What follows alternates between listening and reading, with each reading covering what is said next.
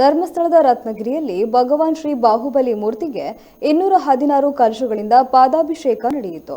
ಬೀಡಿನಿಂದ ರತ್ನಗಿರಿಗೆ ಭವ್ಯ ಅಗ್ರೋದಕ ಮೆರವಣಿಗೆ ಬಳಿಕ 216 ಕಲಶಗಳಿಂದ ಹಾಗೂ ಗಂಧ, ಚಂದನ, ಶ್ರೀಗಂಧ ಮೊದಲಾದ ಮಂಗಳ ದ್ರವ್ಯಗಳ ಪಾದಾಭಿಷೇಕವನ್ನು ಧರ್ಮಾಧಿಕಾರಿ D Veerendra Heggade, D Harshendra Kumar, doctor B Yashovarma, Sonia Varma, Puran Varma, Bharath Raj ಮೊದಲಾದವರು ನೆರವೇರಿಸಿದರು.